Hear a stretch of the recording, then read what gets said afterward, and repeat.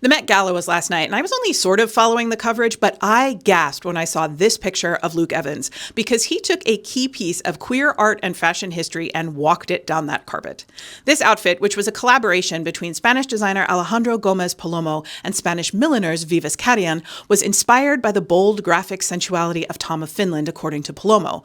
But most of the internet didn't get the reference. So let's talk about Tukka Laaksonen, otherwise known as Tom of Finland. Welcome back to Yesterqueers. My name's Amanda, and I'm a public historian of queer history. Just to note that I will be referring to Laaksonen as Tom throughout this video, because that is how he was known to the world in the context of his art. Let's tackle the most common question about Tom of Finland first, because I can already hear the keyboards firing up. Was Tom of Finland a Nazi sympathizer? No, he wasn't.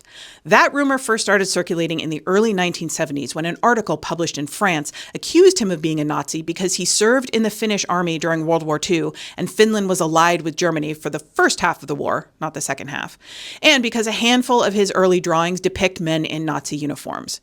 Tom wasted no time emphatically denying that accusation, saying, "The whole Nazi philosophy, the racism and all of that is hateful to me, but of course I drew them anyway. They had the sexiest uniforms."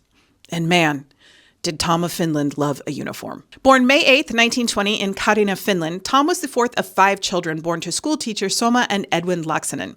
Although it's apparently quite a developed suburban area now, in the 1920s and 30s, Kaarina was primarily farmland and forest. So Tom grew up surrounded and fascinated by farmhands and lumberjacks, saying in one interview, "I can remember my first infatuation with one of those guys. He was a young field hand whose farm was near our house. Although I didn't have the foggiest idea why I was so fascinated with him, I can remember hiding in the bushes on summer afternoons to watch him, naked to the waist, working in the wheat." These earliest impressions of swaggering blue-collar men, dripping sweat as they cut wheat or laughing as they floated logs downriver, would inform Tom's fantasies and his art for the rest of his life. Tom moved to Helsinki in 1939 when he was 19.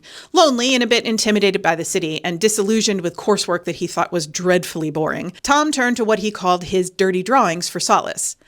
I'm trying to figure out how to explain this next part on this platform, but let's just say that Tom greatly enjoyed the process of creating these drawings and often did so naked, using only one hand. Tom was conscripted into the Finnish army in 1940, and the war years were a revelation. He'd realized that he was gay as an adolescent, but by the time he moved to Helsinki, the sum total of his sexual experience was what his biographer called a few hasty fumblings with schoolmates and an unsatisfying relationship with his high school girlfriend. He assumed that sex could never be as exciting and powerful, and that gay men could never be as masculine as in his fantasies, so he arrived to the city planning to be celibate. Tom could not have anticipated that for the next 6 years, the city would be crawling with men in uniform, himself included, and many of those men would be eager to unfasten their trousers for him in the shadows of Helsinki's parks and bridges, their faces and insignias obscured by the complete darkness of the city's nightly blackouts. After the war, Tom returned to school and to creating his dirty drawings, although for the first year or so, he took a little bit of a stylistic detour and drew men in sharply tailored clothes and fedoras rather than in uniform. He also discovered Helsinki's underground queer community, which was thriving in spite of the fact that it was a serious crime to be gay in Finland. Police even entered private homes to arrest people suspected of committing acts against nature. Although he wouldn't use the name until he started publishing in the 1950s, the late 1940s is really where we start to see Tom of Finland as separate and distinct from Tukka Laaksonen. Tukka was a successful commercial artist who moonlighted as one of Helsinki's most popular pianists, whereas Tom cruised Helsinki's parks and spent hours alone in his room, rendering his fantasy men in beautiful, precise detail. For years, not a single soul knew both halves of Tom's life. Tom frequently gave drawings away to his friends or to the men that he brought home for the night, and soon there was an underground group of collectors clamoring for more of his artwork.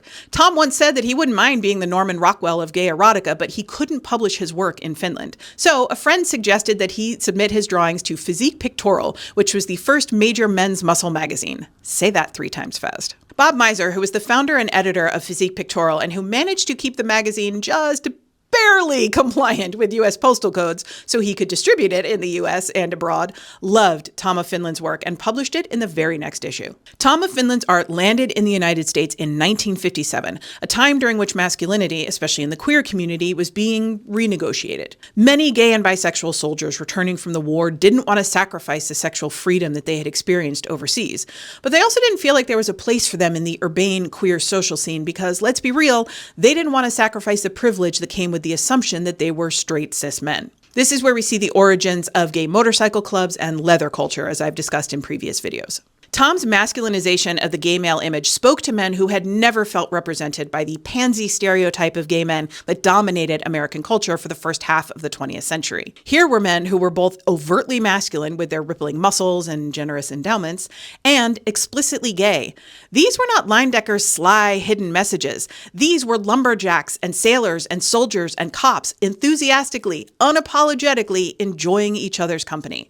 Suddenly, a large group of men saw themselves, or at least idealized versions of themselves, on paper for the very first time. It is hard to overstate the impact that Tom of Finland's art had on queer culture, both in the United States and around the world. In a documentary called Daddy and the Muscle Academy, artist Nayland Blake explains that Tom of Finland provided a blueprint for the appearance of gay men in the latter part of the 20th century. Most notably, he's known for inspiring the big pecs, tight abs, bubble butt aesthetic and what's called the clone look. Tight button-fly Levi's cinched with a leather belt, a tight t-shirt or plaid work shirt, boots, a leather jacket, and later the addition of keys, chains, and hankies in the back pocket. To quote Tom Pierce, gay men, through the symbolic power of clothing, are asserting their image of themselves as men.